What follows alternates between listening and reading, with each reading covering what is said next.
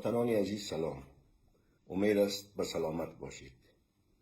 در رابطه با کلیپ‌های نشر شده در میدیای مجازی در مورد خودم و اکترا دوستان محترم دیگه به نسبت مسئولیت اخلاقی که دارم، این که باورتان شود یا خیر، میخوایم عرض کنم بله 2 شب قبل در یک محفل شیرینی خوری اشتراک کردیم.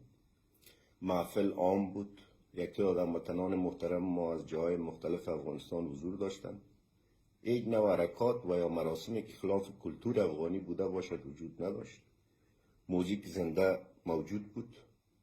هنرمند خواندنهای میهنی میکرد و خوشایندم بود. تا زمانی که غذای شب صرف شد ما حضور داشتیم. بعد محفل را با جمع کثیری از اشتراک کننده ها ترک کردیم. تا زمانی که ما بودیم نه رقصی بود و نه هم پایکوبی. بعد از ما هر اتفاقی افتاده است مسئولیت آن به ما بر نمیگردد.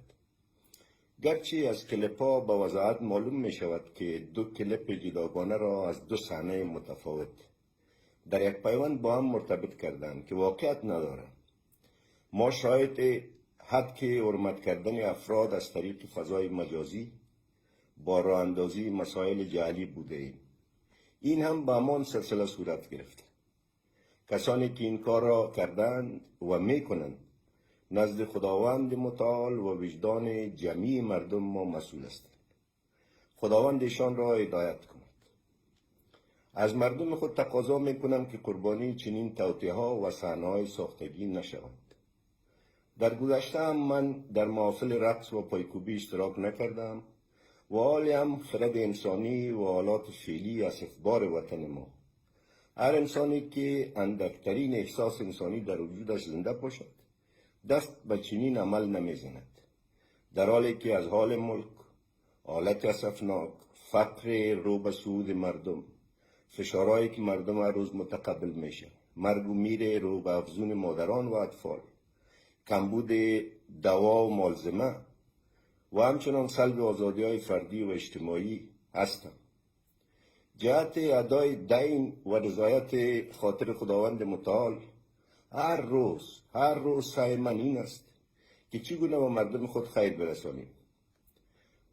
دست افتاده را بگیریم، زخمی را مرهم بگذاریم و همچنان در سطح بین‌المللی هم نسبت داشتن ارتباطات وسیعی که دارم و تاثیرپذیری که بالای آنان خصوصا نهادهای بین‌المللی که در بخش صحت وجود دارد. سعی من این است که چگونه منابع و تمویل دوام کند، چطور هماهنگ شود، دریافت و ایجاد مسیرهایی که منابع به مردم برسد، پرسنل صحی دارای معاش شود، مراکز صحی اکمال و تجهیز شود، سکتور صحت و سکتورهای انکشافی دیگر سقوط نکند. الحمدلله تلاش‌ها موثر بوده و نتایج هم ملموس. در اخیر هم کسانی که از این ناحیه و کلپ مجازی متاثر شدند من هم اظهار تأثیر میکنم و از خداوند برایشان سلامتی و آرامش استعداد دارم. با امید افغانستان آباد و آزاد